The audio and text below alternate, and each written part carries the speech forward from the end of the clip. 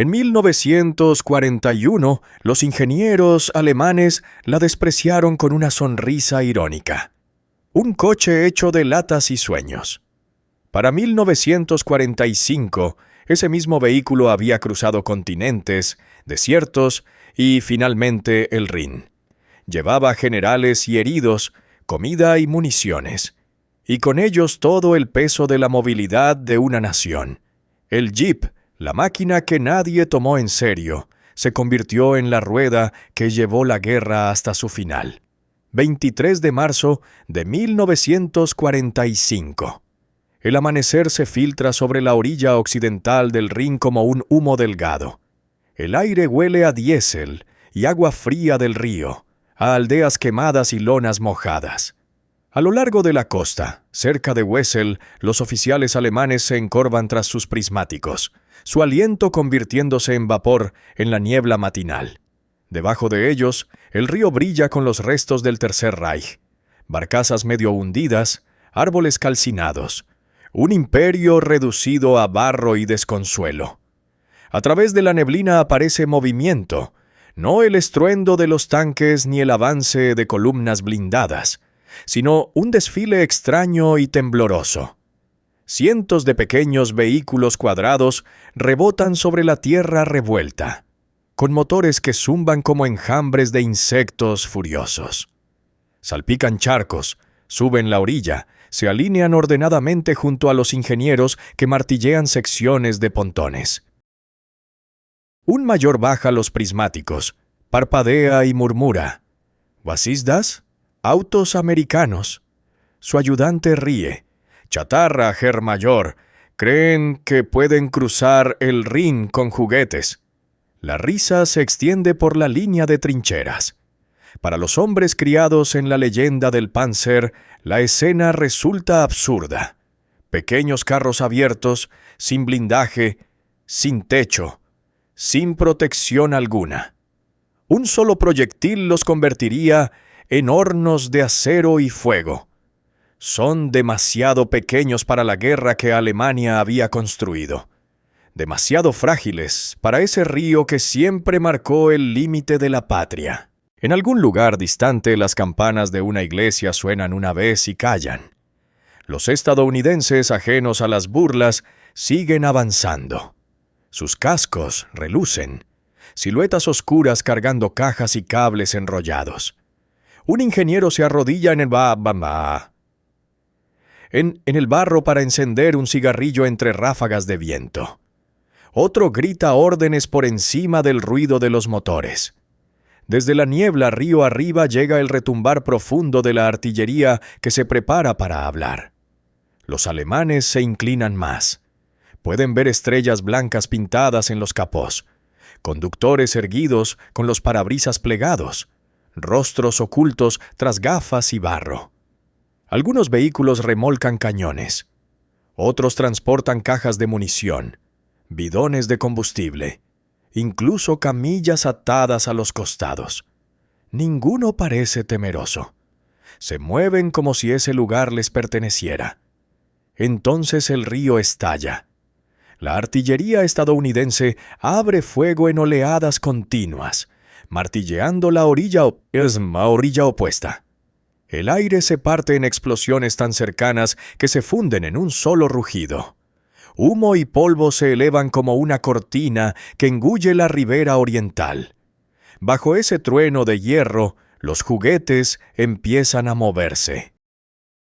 Uno tras otro, los jeeps ruedan sobre los pontones recién anclados, las tablas crujiendo bajo su peso.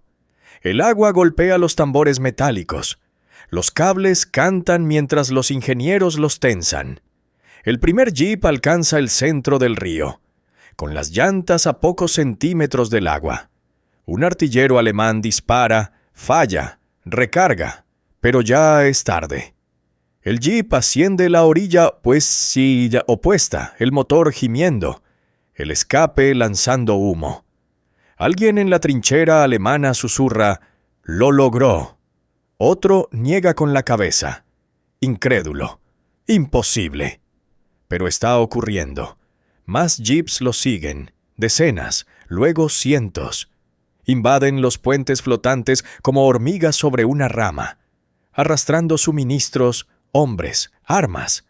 Algunos son alcanzados, los demás continúan. Aunque los puentes tiemblan bajo las explosiones, la línea no se rompe. Cada minuto otro jeep cruza, nuevo, decidido, imparable. Para los observadores alemanes, es como ver al propio río volverse contra ellos. Lo que debía ser una barrera infranqueable se convierte en una autopista. Las pequeñas máquinas que antes provocaban risas avanzan ahora con la calma de lo inevitable. Un joven teniente cubierto de barro y temblando baja su fusil. «Dijeron que el Rin nos salvaría», murmura, «pero hasta el agua les obedece». A sus espaldas el cielo se aclara. Los reflectores estadounidenses titilan entre el humo, sus haces cortando el río como cuchillas blancas. Los jeeps brillan por un instante. Siluetas de metal y movimiento, simples y valientes. Los alemanes ya no ríen. En algún lugar de la orilla oriental, un viejo vigilante del puente se persigna. El vehículo más pequeño de la guerra acaba de cruzar el río más grande de Europa. Y en ese instante, el mito de la invencibilidad alemana comienza a ahogarse. El Rin quedaba aún detrás de ellos, pero la historia de cómo aquella pequeña caja de acero llegó a existir había comenzado años antes, muy lejos del olor a barro y pólvora, en las tranquilas colinas de Pensilvania. Antes de que existieran los puentes de pontones y las columnas de humo, solo había una idea garabateada en una delgada hoja de papel militar. Vehículo ligero de reconocimiento, tracción en las 4 ruedas, capacidad de 1/4 de tonelada. No hubo ceremonia. No hubo discursos grandiosos. Solo una solicitud del gobierno que pasó de oficina en oficina bajo el calor del verano de 1940. Una nación aún en paz pidiendo algo que no existía. La mayoría de las compañías automotrices tiraron el documento a un lado. Demasiado arriesgado. Demasiado extraño. El ejército quería una máquina que pudiera trepar como una mula, nadar como un bote y costar menos que un tractor. Imposible. Pero una empresa, la American Bantam Car Company, apenas con vida después de la Gran Depresión, dijo que sí. Su fábrica era pequeña, sus trabajadores pocos, sus ingenieros casi hambrientos de esperanza. No tenían dinero para perder tiempo. Trabajaron durante noches que se fundían con las mañanas. El olor a café y aceite quemado reemplazando al sueño. Las chispas saltaban sobre los pisos de concreto mientras las manos moldeaban el acero por puro instinto. La lluvia golpeaba el techo. Los sopletes silbaban.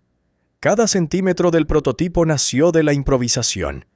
Piezas rescatadas de otros coches, pernos encontrados en almacenes, cables arrancados de donde fuera posible. Después de 49 días sin dormir, sacaron el primero a la luz del día. Era feo, brutalmente feo. Guardabarros cuadrados, parabrisas plano, sin curvas, sin brillo, sin comodidad.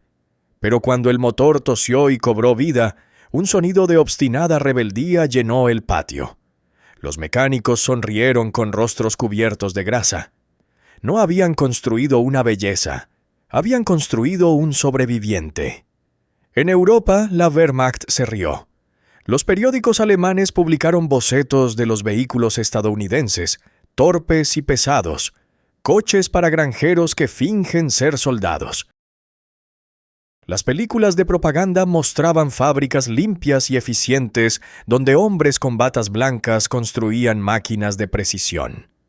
Los Panzers, los semiorugas, las elegantes motocicletas que simbolizaban el orden alemán. En cambio, los Estados Unidos aparecían como una nación caótica de jazz, improvisadores que golpeaban el acero con ritmo en lugar de disciplina. Pero la diferencia era más profunda que la apariencia. El diseño alemán buscaba la perfección. El estadounidense buscaba la practicidad. Uno construía máquinas para desfiles, el otro para el barro. Cuando el prototipo llegó a Maryland para su prueba militar, los generales esperaban reírse. Pero lo que vieron fue un cuadrado milagro en movimiento. El pequeño vehículo saltaba troncos, cruzaba zanjas y trepaba pendientes tan empinadas que los oficiales se echaban hacia atrás por reflejo, esperando que volcara. No lo hizo. Rugía como una sierra entre el lodo y la piedra, las llantas mordiendo la tierra como si estuvieran vivas. Los soldados que lo montaban gritaban por encima del viento, con los rostros cubiertos de polvo y asombro. Cuando cruzó la línea de meta, el jefe de pruebas se quitó las gafas, los ojos rojos por el polvo.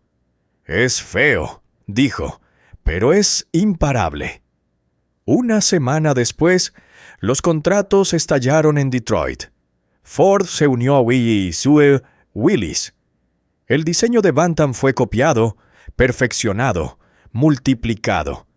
Lo que había comenzado como la última apuesta de una empresa moribunda se transformó en una obsesión nacional. Las fábricas fueron readaptadas en una sola noche. Las cintas transportadoras gemían bajo el ritmo de los remaches y los tornillos. El aire, desde Pensilvania hasta Michigan, se llenó con el olor del metal caliente y el aceite de máquina. Walter Christie escribió: «Los estadounidenses no construyeron un coche, sino una idea, la simplicidad capaz de sobrevivir al fin del mundo». Mientras los ingenieros alemanes se obsesionaban con blindajes más gruesos y transmisiones complejas, los obreros estadounidenses producían jeeps por miles, cada uno idéntico, cada uno listo para ser enviado a un rincón diferente del planeta. Los soldados empezaron a llamarlo el Blitz Buggy, y luego simplemente el Jeep. El nombre se pegó, como el barro a sus llantas. Para el invierno de 1941, los almacenes rebosaban de ellos. Filas de máquinas verdes en formación, con la pintura aún fresca, oliendo débilmente a gasolina y esperanza. No parecían armas, pero pronto llevarían la guerra misma. Al otro lado del océano, los oficiales nazis seguían burlándose de las fotografías. «Juguetes de hojalata», decían con desprecio. «No pueden igualar al acero alemán». Sin embargo, en las fábricas de América, los martillos no dejaban de golpear. Las chispas subían hasta las vigas como luciérnagas. El patito feo había encontrado sus alas. Y cuando finalmente llegó al campo de batalla, aquellos que se rieron aprendieron hasta dónde podía llegar la simplicidad y cuán rápido podía hundirse la arrogancia. Cuando los primeros jeeps llegaron a África, las risas ya habían vuelto a empezar. El desierto se extendía en un oro interminable, con un viento abrasador, un cielo como fuego blanco y una arena tan fina que susurraba entre los dientes. Los soldados alemanes observaban a través de los prismáticos cómo pequeñas siluetas saltaban sobre las dunas, sus motores zumbando débilmente en el aire seco. «Spielzeugautos», bufó un artillero. «Coches de juguete», escupió sobre la arena. «Morirán antes de alcanzar la cresta». Pero no murieron. Escalaron. Los motores, de la mitad del tamaño de los camiones alemanes, aullaban mientras los jeeps ascendían por pendientes que derrotaban a los semiorugas y a los tanques famélicos de combustible. Las llantas giraban, resbalaban, se aferraban y tiraban de los pequeños chasis hacia lo alto, hasta coronar las dunas en una nube de arena. Luego seguían avanzando, sin vacilar, sin reagruparse, sin esperar órdenes. El desierto parecía tragárselos y escupirlos kilómetros más allá. Horas después, Esos mismos vehículos reaparecían a millas de distancia, arrastrando barriles de agua, transportando heridos, remolcando cañones que pesaban el doble que ellos. Los oficiales alemanes miraban el horizonte, desconcertados.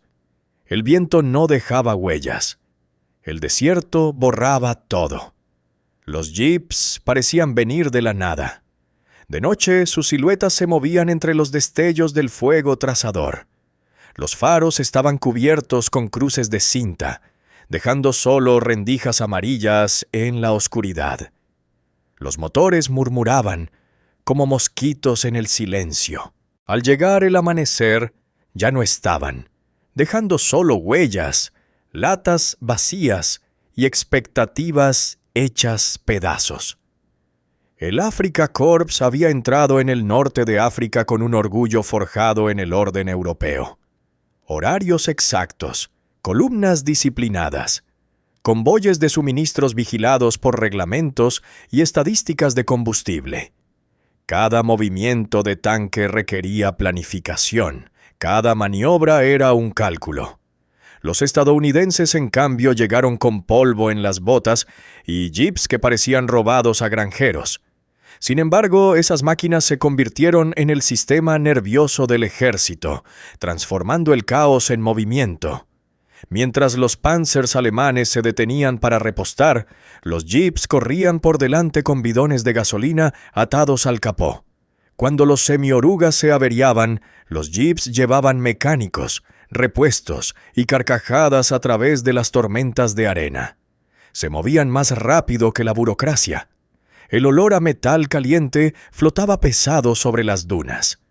Bajo el resplandor del sol, su pintura oliva se tornaba gris. Las gafas de los conductores se llenaban de polvo. Los volantes ardían a través de los guantes, pero los hombres seguían conduciendo, con los nudillos blancos y los dientes apretados ante el rugido. Conducían hasta que las estrellas salían y el horizonte se iluminaba débilmente con el fuego de los proyectiles. Rudolf Knecht calculó: por cada tanque que desplegamos, ellos tienen 10 de esas criaturas, arrastrándose donde nuestras máquinas no pueden, sobreviviendo donde las nuestras se asfixian. El contraste se volvió doloroso. Los convoyes alemanes se detenían cuando las carreteras desaparecían. Los jeeps creaban carreteras con solo existir. Los camiones alemanes se ahogaban en los wadis. Los jeeps cruzaban los ríos sobre tablones. Las radios alemanas fallaban. Los jeeps llevaban los mensajes a mano, con conductores que memorizaban coordenadas entre humo y viento. Una noche, cerca de Kasserine, una columna de jeeps apareció sobre una cresta donde no existía camino alguno. Sus motores resoplaban, sus luces parpadeaban entre el polvo. Luego descendieron como un banco de peces, deslizándose en silencio entre cráteres de explosiones. Los artilleros alemanes abrieron fuego, las trazadoras cruzando el cielo en rojo. Pero los jeeps siguieron avanzando, saltando, hundiéndose, desapareciendo en su propio polvo. Cuando volvió la luz del día, los estadounidenses ya no estaban, y el depósito de suministros alemán ardía abajo con una llama azul. Los jeeps se convirtieron en mito, fantasmas del desierto. El Afrika Korps empezó a susurrarles nombres. Teufelswagen, los carros del diablo.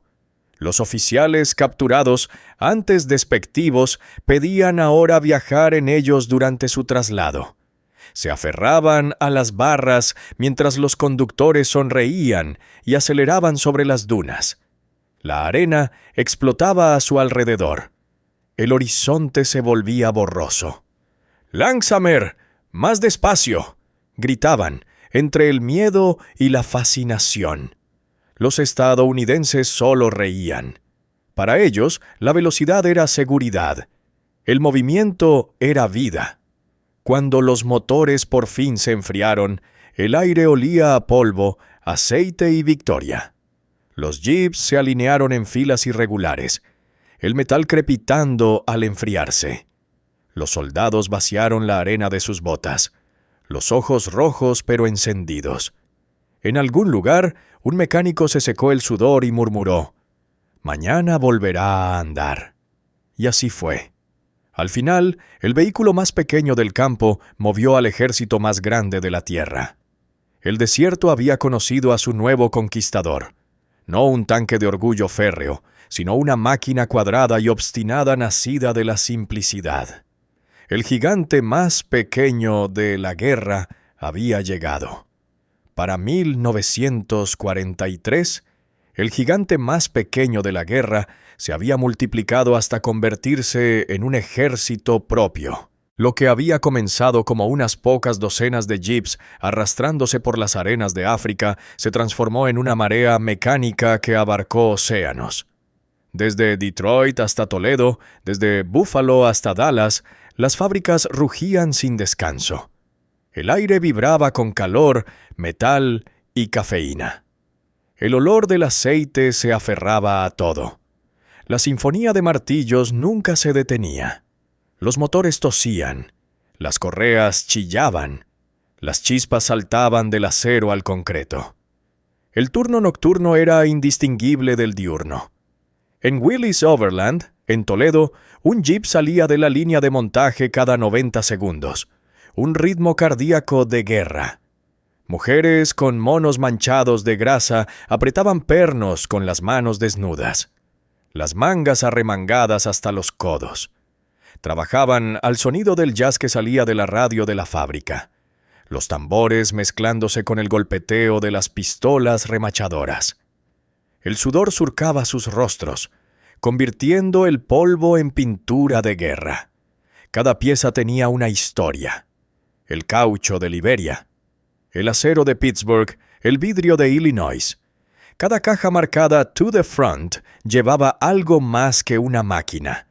Llevaba la promesa de que ningún soldado volvería a quedarse varado.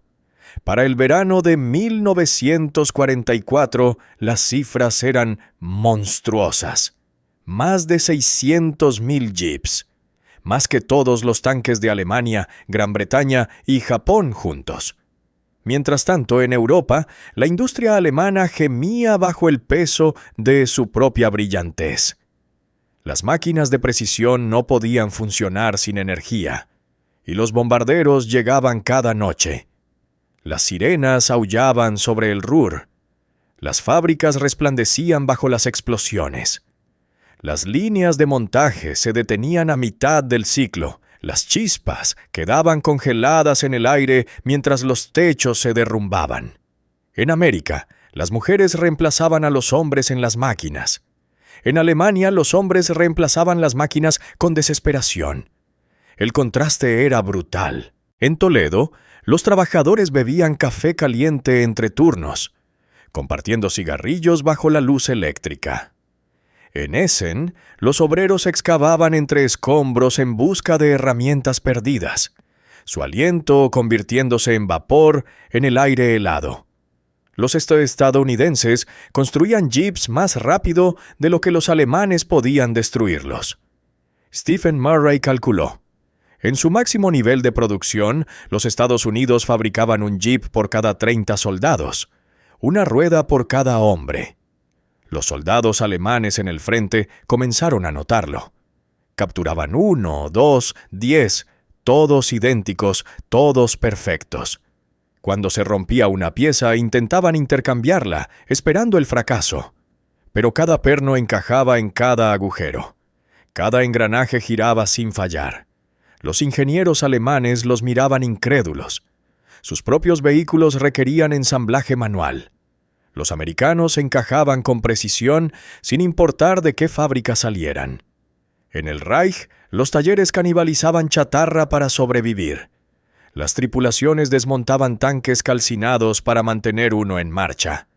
La grasa se mezclaba con sangre. Un soldado podía conducir un camión construido a partir de otros 3, cada uno medio muerto. Pero en los campamentos estadounidenses, los jeeps se trataban como fósforos desechables. Si uno se averiaba, lo empujaban al costado del camino. Lo rociaban con gasolina y lo incendiaban.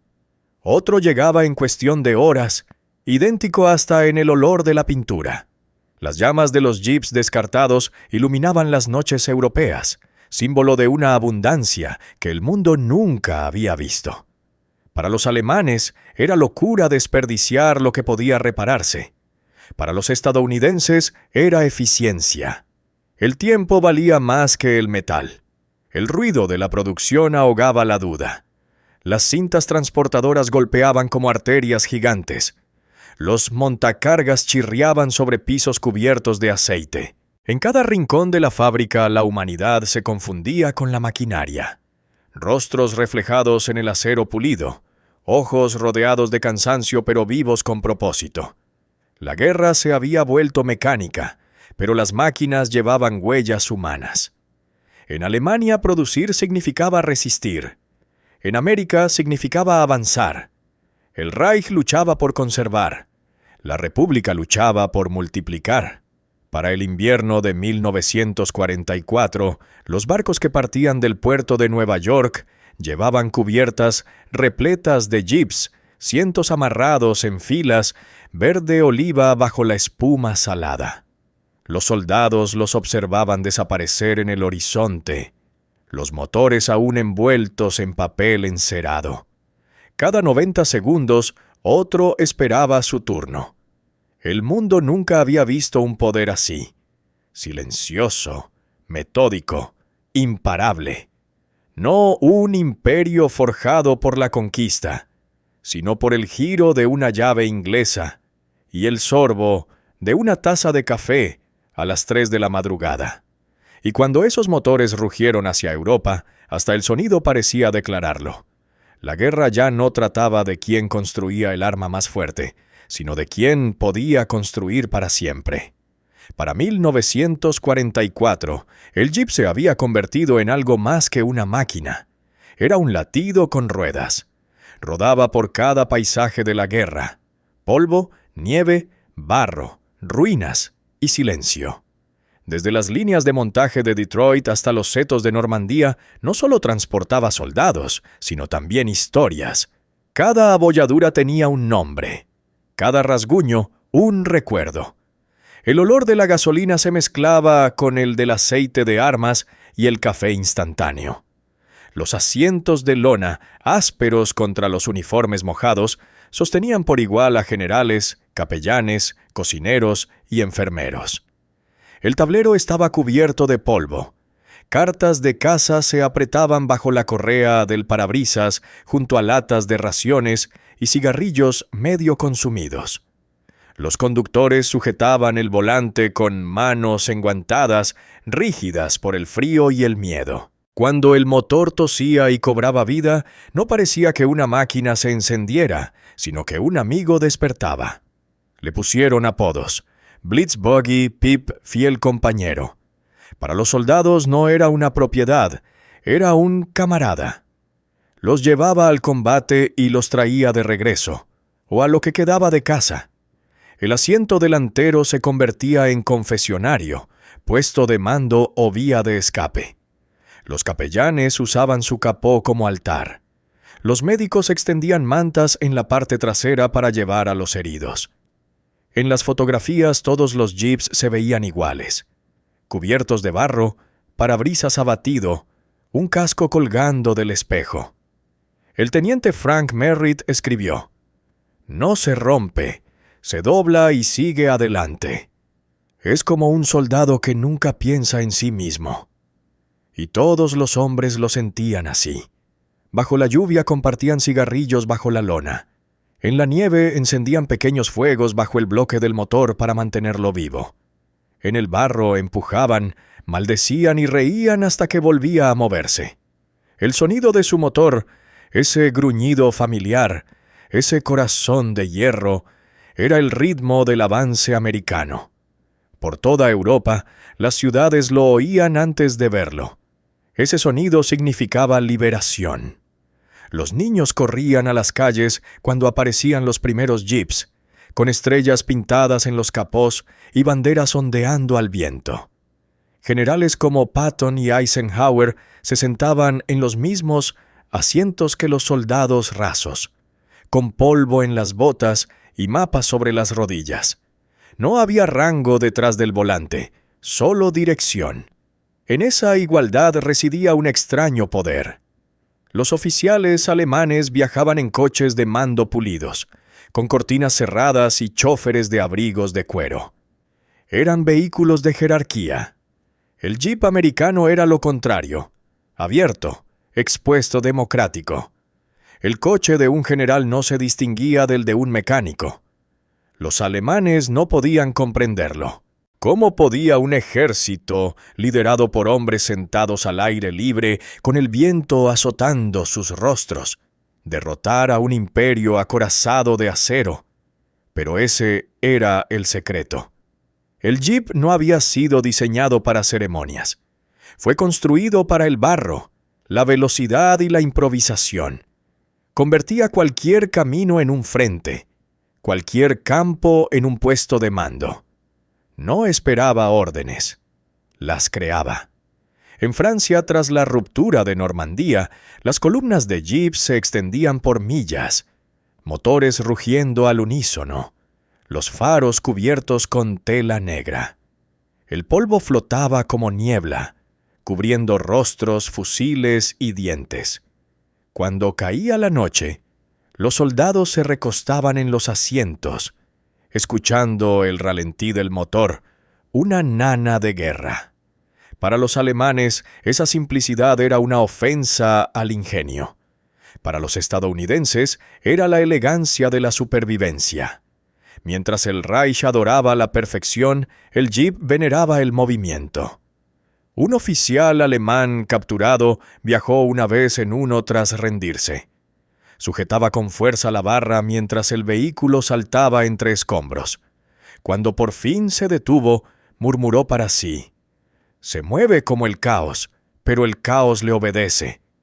El conductor solo sonrió. En algún lugar del frente occidental, un soldado grabó con un cuchillo en el capó de su jeep: «Ella me lleva». Sin poesía, solo verdad. El jeep se había convertido en testigo de la guerra, no en el héroe con medallas, sino en el compañero silencioso de cada victoria y retirada.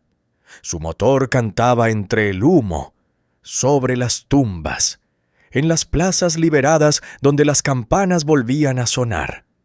Al final de 1944 ya no era solo un vehículo, era el asiento delantero de la libertad misma, pequeño, obstinado e irrompible. Para el verano de 1944, el jeep había cruzado desiertos, escalado montañas y corrido sobre las ruinas de Italia. Ahora enfrentaba su prueba más grande: las playas de Francia. La invasión no comenzó con discursos ni ceremonias, sino con el silbido de las olas golpeando el acero. El aire sobre Normandía temblaba con el rugido de los motores, el fuego de las armas y las oraciones murmuradas de los hombres. Las lanchas de desembarco se sacudían entre la espuma, las olas golpeando sus cascos. Dentro, los jeeps estaban encadenados a la cubierta, su pintura verde oliva brillante por el rocío salado. Los conductores se agazapaban junto a ellos, los cascos goteando, las manos aferradas al frío acero del volante. Cuando la rampa cayó, el caos lo devoró todo. Explosiones, gritos, el olor a aceite y agua de mar. Los motores titubeaban, las ruedas patinaban. Uno a uno, los jeeps avanzaban hacia el oleaje. El agua salada subía hasta el suelo. Los proyectiles caían tan cerca que sacudían el chasis. Los hombres gritaban, empujaban, maldecían la corriente. Las llantas siseaban contra la arena mojada mientras los primeros vehículos alcanzaban la orilla con los faros cubiertos por cruces negras de cinta. El aire apestaba a humo y hierro. El viento arrojaba arena a sus ojos, sus bocas y sus motores. Los defensores alemanes, observando desde los búnkeres, estallaron en carcajadas. «¿Autos abiertos?», se burlaban. «Sin blindaje, sin esperanza». Para ellos, Esas pequeñas siluetas que corrían por la playa eran suicidas, juguetes pretendiendo librar una guerra. Pero en cuestión de horas, la risa se convirtió en silencio. Cuando la marea bajó y cayó la tarde, los jeeps estaban por todas partes. Sacaban la artillería del agua, arrastraban camillas sobre la arena, llevaban municiones a las líneas de frente. Algunos estaban agujereados, otros medio ahogados en el barro, pero todos seguían moviéndose. Los motores tosían, chisporroteaban y rugían de nuevo. El ritmo de la invasión había encontrado su pulso. Cada jeep parecía vivo. Los faros parpadeaban débilmente entre la niebla. Los escapes brillaban en rojo apagado en la oscuridad. Los soldados se inclinaban hacia afuera con mapas y radios de campaña, transmitiendo coordenadas más rápido de lo que un mensajero podía correr. Sobre esos pequeños marcos de metal, la vasta maquinaria del avance aliado hallaba su sistema nervioso. Desde las playas, los jeeps siguieron a las tropas tierra adentro, por estrechos caminos entre setos llenos de barro y cuerpos. Las llantas chirriaban sobre piedras resbaladizas por la lluvia. El olor de la tierra removida se mezclaba con el del cordita. Cuando los camiones se atascaban, los jeeps los liberaban. Cuando los puentes caían, cruzaban los ríos como mulas testarudas. Se convirtieron, en todo sentido, en el tejido que conectaba el cuerpo aliado, entregando comida, medicinas, correo y órdenes donde ninguna otra máquina podía pasar. Entre los setos, los francotiradores alemanes apuntaban a los conductores, aprendiendo rápido que detener un jeep era frenar todo el avance.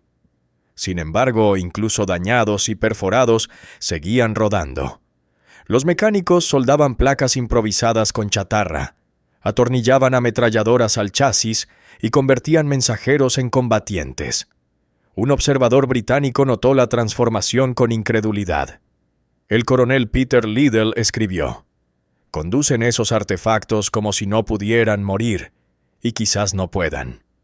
Por cada columna acorazada alemana arrastrándose por Francia, los aliados tenían enjambres de esos milagros desnudos, más rápidos, más ligeros, casi incansables.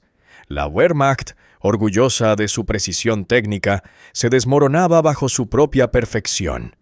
Cada tanque requería convoyes, puentes, repuestos. Cada jeep solo pedía gasolina y coraje. El contraste se volvió grotesco. En los depósitos alemanes, los mecánicos rebuscaban entre vehículos calcinados buscando engranajes útiles, apretando pernos con manos temblorosas mientras los bombarderos rugían sobre ellos. En los campamentos aliados, los soldados abandonaban jeeps demasiado dañados para reparar, reemplazados en cuestión de horas por otros nuevos traídos a través del canal. Para agosto estaban en todas partes, en cada pueblo, en cada columna, en cada fotografía de la liberación. París los vio llegar primero bajo el sol, rodando por los campos elíseos junto a los tanques y las multitudes que agitaban banderas. Los niños trepaban a sus guardabarros, tocando la extraña estrella pintada en los capós. En ese momento, el jeep no era solo un vehículo. Era el sonido mismo de la libertad llegando sobre 4 llantas gastadas. Los prisioneros alemanes capturados cerca de Falaise observaban interminables filas de jeeps pasar, el polvo elevándose tras ellos. Uno susurró a otro, con la voz seca de la incredulidad: «Tienen más coches que nosotros balas». Y no se equivocaba. El frente era ahora un río de movimiento, fluyendo hacia el este, hacia el Rin. La guerra que había comenzado con tanques y arrogancia se estaba ganando con algo mucho más humilde. Una pequeña caja de acero, nacida en un garaje, bautizada en sal y conducida por la voluntad imparable de hombres que se negaban a detenerse. Los alemanes se habían reído otra vez, pero esta vez era la risa de quienes comprendían que el chiste era sobre ellos. Para marzo de 1945, la risa se había extinguido. La guerra que había comenzado con desfiles y promesas era ahora solo humo y ruinas. En la orilla occidental del Rin, el río más grande de Alemania, el aire apestaba a combustible y miedo. Ingenieros con cascos cubiertos de barro martillaban pontones de acero contra la corriente, las manos temblándoles por el frío y el agotamiento. El agua hervía bajo los estallidos de artillería, cada onda iluminada por explosiones que teñían la niebla de un naranja ardiente. Los motores ronroneaban en la oscuridad. Filas de jeeps esperaban, con los faros cubiertos, los parabrisas manchados de barro. Cada uno transportaba algo distinto: cajas de munición, cajones de vendajes, una camilla cubierta por lona. Los hombres dentro fumaban en silencio. Venían de Normandía, de los setos, de la Bélgica helada. Ahora estaban al borde mismo de Alemania, frente a la última frontera entre el caos y lo que fuera que significara la victoria. El primer puente crujió bajo su propio peso, los pontones golpeando la corriente. ¡Vamos!, gritó alguien, y el jeep de cabeza avanzó. Las llantas chapotearon sobre las tablas temblorosas. Las cadenas repiquetearon. Toda la estructura se movió bajo sus ruedas. El conductor apretó el volante con tanta fuerza que los nudillos se le volvieron blancos. El viento le azotó el rostro. Podía saborear el metal en el aire. Los proyectiles aullaban sobre sus cabezas. Uno estalló en el río, lanzando un geyser de lodo y acero hacia el cielo. La lluvia cayó sobre el puente, tibia, arenosa, con olor a humo y aceite. El jeep saltó, derrapó y siguió avanzando. Detrás de él, otro lo imitó, con los faros parpadeando como estrellas moribundas. En la orilla opuesta, los oficiales alemanes observaban por sus binoculares. Lo que veían desafiaba la lógica. No había tanques ni columnas blindadas, solo pequeños coches abiertos cruzando el río bajo una tormenta de artillería. Un mayor escupió en la tierra. «Spielzeug», murmuró con amargura. «Juguetes». Pero los juguetes seguían avanzando. El jeep se estremeció cuando otra explosión sacudió el puente. Las tablas se partieron. Los cables chasquearon como látigos. Por un instante quedó suspendido en el aire, flotando. Luego cayó de nuevo, las llantas golpeando el metal, el motor rugiendo todavía. El barro salpicó desde los guardabarros. El conductor soltó una carcajada salvaje, incrédula, y gritó sobre el estruendo de las armas: «¡Sigue viva!». Los hombres en la parte trasera se unieron a la risa, mitad histéricos, mitad desafiantes. Era la risa contra la muerte, la que solo los soldados comprenden. El jeep rugió hacia adelante, alcanzando la otra orilla. Sus llantas pisaron suelo alemán. Detrás más lo seguían, formando una línea de acero y determinación que atravesaba el río como una cicatriz en movimiento. El sonido de los motores ahogó el caos. Pontón tras pontón avanzaban, médicos, ingenieros, operadores de radio, todos en esos mismos vehículos desnudos. El olor a gasolina se mezclaba con el hedor a pólvora quemada. El humo se pegaba a sus uniformes, volviendo gris a cada hombre antes de tiempo. El sargento Henry Malloy escribió: «El puente estaba vivo, como si respirara bajo nosotros». Cada tabla temblaba como el propio miedo, pero al jeep no le importaba. Sobre ellos la Luftwaffe lanzó su último ataque. Los bombarderos en picado se precipitaron desde las nubes, arrojando fuego sobre el río. Las explosiones abrieron heridas en el agua, pero fallaron su objetivo. Las armas antiaéreas estadounidenses respondieron desde la orilla, las trazadoras dibujando cicatrices rojas en la noche. A través de todo, los jeeps continuaban moviéndose, con los faros reluciendo entre el humo como luciérnagas fantasmales. Desde la ribera oriental, los alemanes comprendieron lo que significaba. Su última barrera natural, el Rin, el río de las leyendas, había sido conquistada no por tanques ni por blindados pesados, sino por esas máquinas sin coraza e imparables. Cada una que alcanzaba la otra orilla llevaba consigo la prueba del fin de un imperio. El río hervía con metralla, pero los jeeps seguían rodando. Algunos ardían, otros se hundían, pero la mayoría sobrevivía. Al amanecer, los puentes eran pura vida en movimiento. Cientos de vehículos cruzando cada minuto. El zumbido de sus motores fundiéndose en un solo e interminable latido metálico. Para los estadounidenses era solo otro cruce. Para los alemanes era el momento en que la guerra misma cruzaba el umbral de su patria. Los jeeps alcanzaron la otra orilla, las ruedas goteando agua del río sobre la tierra alemana. Sus motores titubearon una vez y luego se estabilizaron. Los soldados descendieron, con barro hasta las rodillas y los rostros ennegrecidos por el hollín. Miraron hacia atrás, hacia el río, el humo, los destellos, los restos, y alguien susurró: «Lo logramos». La máquina más pequeña del arsenal acababa de conquistar el mayor obstáculo de Europa. Y la guerra, con todo su hierro y su sangre, pertenecía ahora a una caja de acero no más grande que el carro de un granjero. Una que se negó a morir, incluso cuando el río intentó tragársela por completo. Para abril de 1945, el Rin quedaba atrás como una herida finalmente cerrada. Delante se extendía un imperio moribundo. Carreteras agrietadas, campos ennegrecidos, aldeas reducidas a polvo de ladrillo y silencio. Alemania se derrumbaba, no con un rugido final, sino con un largo suspiro mecánico. A través de ese silencio emergía el sonido que ahora definía la victoria.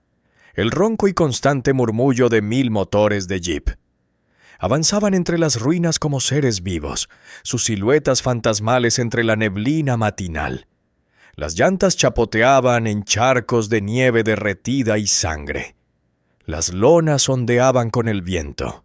Cada uno llevaba algo distinto: cajas de pan, haces de vendas, prisioneros, refugiados, oficiales y niños.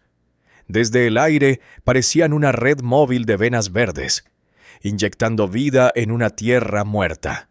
Sin formación, sin ceremonia. Solo movimiento. Constante, confiado, imparable. Los tanques habían derribado los muros, pero fueron los jeeps los que llenaron los huecos. Transportaban mensajes, arrastraban artillería, llevaban médicos donde las ambulancias no podían llegar. Un solo jeep podía cargar a un soldado herido, a un operador de radio y a un barril de combustible, y aún así subir la colina. Era la logística hecha visible, el movimiento convertido en victoria. Samuel Beckwourth lo comprendió. La guerra no se ganó con acero ni con coraje, sino con ruedas que se negaron a descansar. Los pueblos alemanes los veían pasar. Largas columnas de polvo y ruido. Soldados con estrellas en los cascos se sentaban junto a sargentos y reclutas, sus rangos disueltos por la necesidad. La misma máquina transportaba a todos por igual, tanto a quien mandaba divisiones como a quien solo cargaba vendas. Los aldeanos alemanes los observaban, sin ver conquistadores, sino algo mucho más extraño: igualdad sobre 4 ruedas. El contraste ardía en cada esquina. El perfeccionismo alemán había creado máquinas que exigían veneración.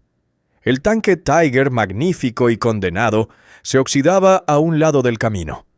Sus engranajes demasiado delicados, su blindaje demasiado pesado, su gloria demasiado frágil. A su lado saltaba un jeep cubierto de barro y carcajadas, con su conductor mascando chicle y cambiando de marcha con una sola mano. Donde el diseño alemán pedía reverencia, el diseño americano pedía resultados. En fábricas aún humeantes, los ingenieros capturados examinaban los jeeps con curiosidad y asombro. No encontraban engranajes complejos, ni adornos, ni secretos, solo simplicidad santificada por la eficiencia. Uno de ellos, un hombre canoso con un abrigo manchado de hollín, se agachó junto al chasis y pasó los dedos por los pernos. Luego levantó la vista, con los ojos cansados pero sinceros. «Es solo tornillos y esperanza», dijo en voz baja, como hablando consigo mismo. Sus palabras se convirtieron en un murmullo entre los prisioneros, un requiem por su propia certeza perdida. Las carreteras hacia el este se transformaron en ríos de movimiento. Los jeeps encabezaban convoyes que entraban en ciudades donde la guerra había borrado los nombres de los letreros. Sus llantas rodaban sobre vidrios rotos, sus guardabarros abollados por los escombros. En un pueblo cerca de Kassel, un capellán convirtió su jeep en una capilla. Una cruz blanca pintada en el capó, el pan de comunión extendido sobre una manta doblada. En otro, un médico utilizó el mismo modelo para rescatar niños de casas bombardeadas. Las máquinas estaban en todas partes, transformándose de armas en herramientas de misericordia. En el aire flotaba el aroma de escape y tierra húmeda, un nuevo olor a paz nacido del aceite y el polvo. El viento lo llevaba a través de los valles que antes resonaban con artillería. La guerra había pasado del trueno al murmullo. Mientras tanto, los restos del Reich aún luchaban con ceremonia. Oficiales saludando al rendirse, con las botas lustradas y los coches impecables. Pero los estadounidenses llegaban en jeeps, con los uniformes arrugados, las caras manchadas de barro y los ojos encendidos por el cansancio y la cafeína. El contraste era total, el orden colapsando ante la improvisación, la arrogancia inclinándose ante la adaptabilidad. Dondequiera que iban los jeeps, algo se reconstruía. No solo puentes o caminos, sino la creencia de que la función importaba más que la forma, y el movimiento más que el orgullo. Cuando las armas finalmente callaron, las cifras contaron la historia mejor que cualquier discurso. Más de 640,000 jeeps habían servido en 3 continentes. Habían transportado reyes y soldados rasos, heridos y corresponsales, sacerdotes y prisioneros. Cada uno se había convertido en símbolo de lo que realmente ganó la guerra. No la perfección, sino la persistencia. No la elegancia, sino la resistencia. Mientras el sol se ponía sobre las ruinas de Colonia, una columna de jeeps cruzaba lentamente el puente. Sus motores ronroneaban, los faros parpadeaban entre el humo. La ciudad estaba muerta, pero la vida volvía a moverse. Sobre 4 ruedas gastadas, tarareando la misma melodía simple que había cruzado desiertos, selvas y ahora un imperio caído. La guerra había devorado naciones, pero el pequeño jeep había devorado la guerra. La había atravesado por completo. Un camino, un río, un latido a la vez. Y tras él, el mundo empezaba a moverse de nuevo. La guerra terminó en silencio. Sin fanfarrias, sin truenos, solo silencio, de ese que pesa más que el sonido mismo. El Rin volvía a fluir tranquilo, su superficie reflejando cielos grises y los fantasmas de puentes reconstruidos demasiado pronto. A lo largo de sus orillas, los campos antes, marcados por cráteres de bombas, comenzaban a volverse verdes. La hierba crecía entre las grietas de las trincheras olvidadas. Y allí, medio hundido en el barro, se alzaba lo que quedaba de un jeep. Sus llantas estaban desinfladas, el chasis oxidado, el parabrisas roto por el tiempo. La pintura verde oliva se había vuelto un marrón opaco. El agua de lluvia se acumulaba en los asientos, brillando como pequeños espejos. El motor había desaparecido, desmantelado para repuestos, pero el volante seguía allí, negro, agrietado, esperando. Un niño lo encontró primero, descalzo, delgado, con el rostro sucio y el hambre escondido tras los ojos. Era alemán, nacido en la derrota, demasiado joven para comprender la palabra rendición. Su padre no había regresado del frente. Su madre trabajaba despejando escombros. El niño vagaba por los campos, siguiendo el sonido del agua y de los pájaros, hasta que aquella forma extraña llamó su atención. Se subió al asiento, el metal frío contra sus piernas. El volante encajaba perfectamente en sus manos pequeñas. Lo giró a la izquierda, luego a la derecha, imitando el rugido de un motor que ya no existía. «Brum», susurró y sonrió. Por un instante los restos volvieron a la vida. El pasado se movió dentro de su imaginación. Soldados gritando, motores vibrando, el viento golpeando sobre el río. Pero esta vez el ruido era suyo, inocente, libre. Apretó el pie como si pisara un pedal. El óxido crujió. Una libélula zumbó a través del hueco del tablero. El niño rió. En algún lugar cercano, las campanas de una iglesia sonaron por primera vez en años. Al otro lado del río, los soldados aliados se preparaban para partir. Sus jeeps alineados en filas perfectas, limpios, reparados, listos para volver a casa. El que estaba junto a la orilla había sido abandonado, olvidado, su servicio cumplido. Sin embargo, en ese momento, en las manos de un niño, encontró una nueva vida. Henry Caldwell escribió: «Las máquinas de guerra no mueren cuando los cañones callan. Cambian de forma y se convierten en lecciones». Décadas más tarde, los historiadores señalarían las fotografías, no de tanques ni de bombarderos, sino de jeeps atravesando cada aldea desde Normandía hasta Berlín. Llevaban correo, médicos, generales, capellanes y risas. Eran lo bastante pequeños para recorrer caminos rurales y lo bastante fuertes para sobrevivir a un imperio. Lo que comenzó como chatarra se convirtió en la columna vertebral de la marcha por la libertad. El tanque aplastaba los obstáculos. El jeep los ignoraba. El bombardero dominaba los cielos. El jeep dominaba la tierra bajo los pies de los hombres comunes. Era la democracia sobre ruedas. La simplicidad hecha inmortal. En la Alemania de posguerra, los ingenieros estadounidenses dejaron montones de ellos, y pronto los campesinos los transformaron en tractores, repartidores de correo e incluso coches de boda. Los niños crecieron jugando entre sus sombras, sin saber que el asiento sobre el que se sentaban había llevado alguna vez el peso del destino de un continente. El contraste era asombroso. Mientras las máquinas de guerra alemanas terminaban en silencio, sus motores agarrotados, su blindaje oxidado, el jeep americano se negaba a desaparecer. Renacía una y otra vez, reconstruido, reutilizado, reinventado. Se convirtió en trabajador en lugar de arma, en ayudante en vez de conquistador. Años después, cuando los veteranos regresaron al Rin, algunos encontraron jeeps aún en funcionamiento. Los mismos motores que habían cruzado el río bajo fuego ahora araban la tierra en paz.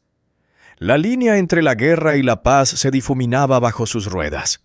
Y en algún lugar, aún medio enterrado en el limo, permanecía el jeep del niño. El río lamía sus guardabarros. La hierba crecía a través de su estructura abierta. Los pájaros anidaban en su capó hueco. Ya no pertenecía a ningún ejército, solo a la memoria. Un historiador, de pie junto a la orilla, muchos años después, observó aquella reliquia oxidada y susurró: «Así es como lucía la victoria, pequeña, humilde y hecha por manos humanas». El jeep no rugía como un tanque, no brillaba como un bombardero, pero perduró. Cargó con el peso de la guerra y luego con el de la paz. No rugió, simplemente siguió rodando y nunca se detuvo.